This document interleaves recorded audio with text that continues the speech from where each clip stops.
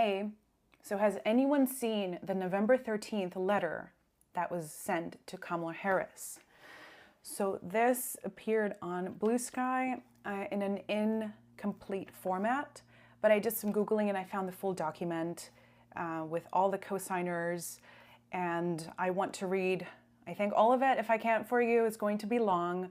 But before I do that, I just want to ask you, is anyone a lawyer here? Is anyone who has expertise relevant to this whole thing who might be able to evaluate if this is indeed a legit and real document? To me, it seems that it's written and formatted and footnoted and referenced in a way that is really believable, and that seems pretty airtight. But I want to know your thoughts on this. So the people who co-author this paper or this letter are Duncan Buell, Chair Emeritus at NCR Computer Science and Engineering, David Jefferson, PhD at the Lawrence Livermore National Lab, Susan Greenhell, I think that's how you say her name.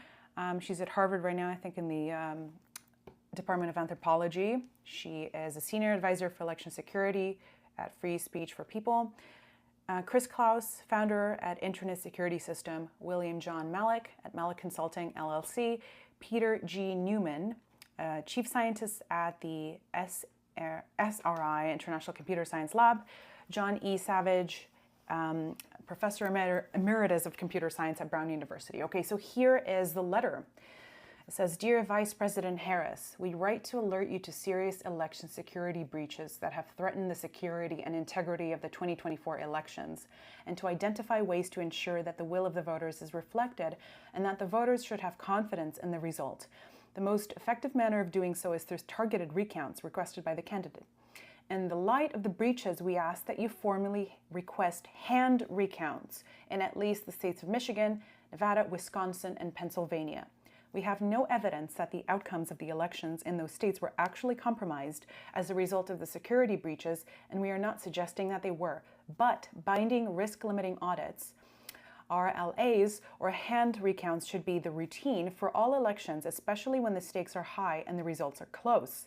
We believe that under the current circumstances, when massive software breaches are known and documented, recounts are necessary and appropriate to remove all potential doubt and to set an example for security best practices in all elections." Okay, so just, I don't know if I already said this, but I will link the full document in the description of this TikTok, so just take a look at that if you want to just read by yourself.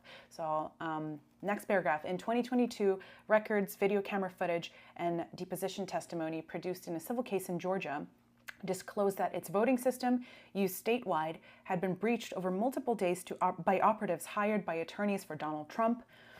And the evidence showed that the operatives made copies of the software that runs all the equipment in Georgia and certain other states and shared it with other Trump allies and operatives.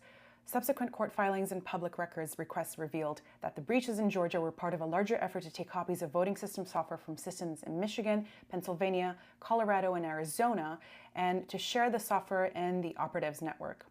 According to testimony and declarations," and this paragraph is already full of so many footnotes, so you can check where this information is coming from, "by some of the technicians who have obtained copies of the software, they have had access for more than 3 years to the software for the central servers, tabulators, and highly restricted election databases for both election system software, the ES&S, and Dominion voting systems, the two largest voting system vendors, constituting the most severe election security breach publicly known."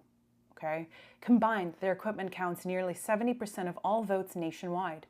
96% of Arizona voters use Dominion and ES&S equipment. 100% of Georgia voters vote on Dominion machines.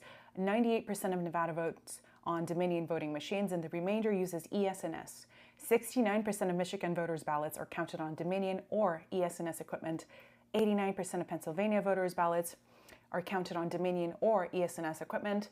ES&S counts 92% of North Carolina ballots, and either ES&S or Dominion counts 97% of Wisconsin votes. Possessing copies of the voting system software enables bad actors to install it on electronic devices and to create their own working replicas of the voting systems, probe them, and develop exploits.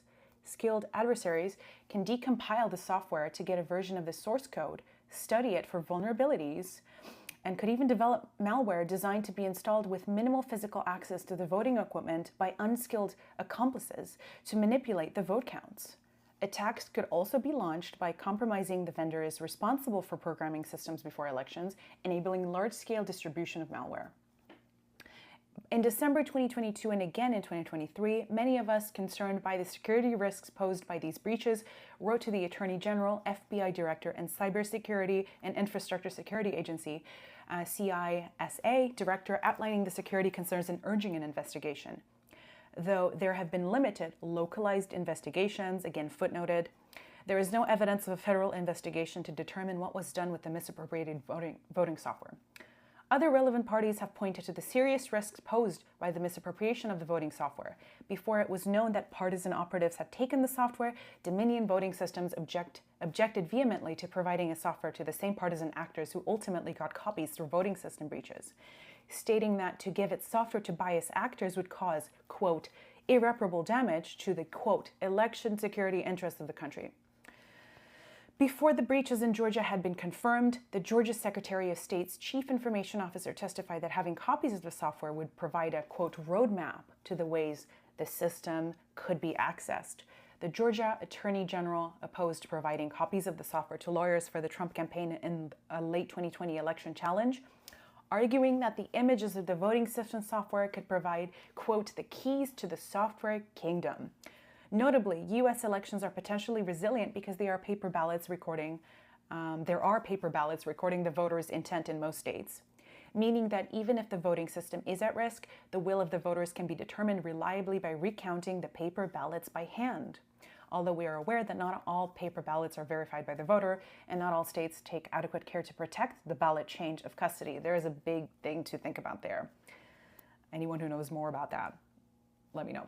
Audits will be conducted in some of the most scrutinized states, but in key states, they will not be conducted in a timely way that could reveal any concerns with the vote count. This is absolutely crucial.